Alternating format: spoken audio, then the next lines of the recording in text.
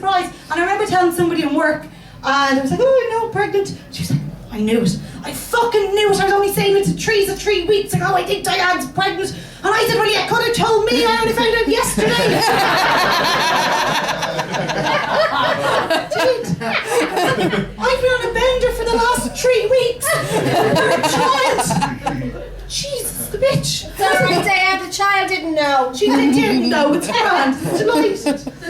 We're going to go on a session. But yeah, and then I was like, while you're at it, could you tell me who the father is? I've managed to narrow it down to 1 in 3, but I think it would be handy to be a little bit more, a little bit more specific. So yeah, that would work. But generally, in fairness, generally I have to say people are lovely when you're pregnant, and they say also all sorts of lovely things, like, oh, you're blossoming, you're blooming, oh, you're glowing, all these flowery things, But it's kind of weird, like, because the compliments only start after you tell them you're pregnant. Nobody was telling me last week how wonderful I looked. This is strange, but I'll take it. And purely like an pure Irish person, I get very uncomfortable and awkward with the whole compliment thing, so I find the quickest way to insult myself. You know what I mean? One was like, oh Jesus, you're very neat, aren't you? Like, oh God, you should have seen me yesterday, my knickers hanging out. Because I don't know, I think is it an Irish thing? That, like, there's a few Americans in. Are you guys better at taking compliments than us? Yes. Yes. And do you find this with Irish people, that when you compliment them, they kind of try to find a way to shit on themselves? And I don't know well, actually, no, I do know what it is. Thank you, Ashley, for reminding me. I do know what it is. I think it's like, God forbid you accept a compliment, isn't it? Say, oh, Jesus, thanks a million. Do you know what? It's great, isn't it? I'm looking brilliant. And then they're like, oh my God, your one's very up her own arse. So you have to be careful about these things. Sorry, I need to keep drinking water. Is that okay? No. But unfortunately, not everybody is lovely. And no, they're not.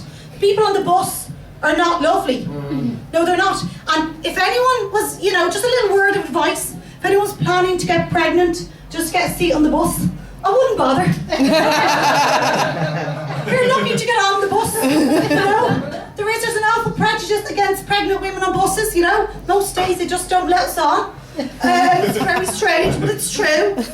One day I was at Spar on Westmoreland Street, it's turned into a bit of a traffic car park there. But anyway, that's our commuting problems, don't worry about it. So anyway, I went to get on the bus and I realised my leap was, dead, had no money. So I nipped, there was a big queue, so I was like, brilliant. So I nipped into the Spar, came back, and the bus was in the exact same spot. There was lots of seats, except the doors were closed, but the traffic was going nowhere. It's like, I'm in luck, I am brilliant, I am pregnant, and I still managed to do this. So I gave him a little wave, and then he just was like, yes, I know we have shoulders, I have a bump, now let me on the fucking bus. He did nothing happened, he just drove off. He was Irish, white, probably a Catholic. It's important, isn't it, when we're talking with somebody in a negative sort of light, just to kind of mention their nationality, race and religion, So anyway, I finally got on a bus. I was delighted with myself. Me and another fella going towards the seat. There was only one left. He started to speed up. He got to the seat before me. He was black. Probably from Africa somewhere. Probably a Christian, But one of the proper ones. They go to mass not just in Christmas and funerals, Everybody else in the bus, I think they're probably white and Asian, probably a few atheists in there. But they're all a bunch of fuckers anyway.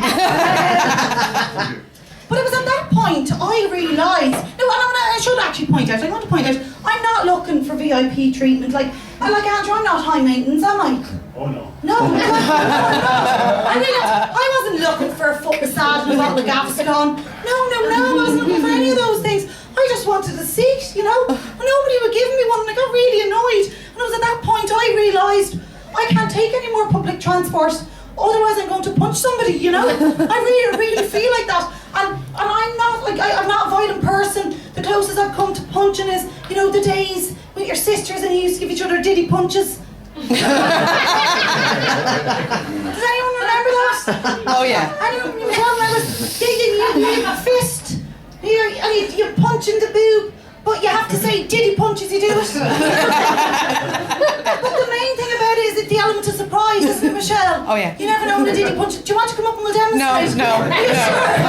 Yeah, no. We I didn't couldn't be. demonstrate No, mine. no. You know, you're not hitting me. You're not hitting me.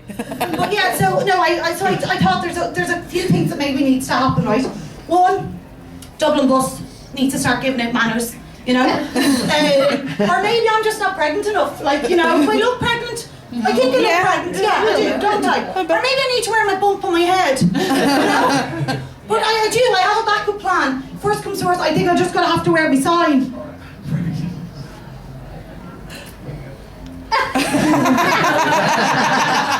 How do we read that? It just says pregnant and loaded with hormones. So does anybody have any children?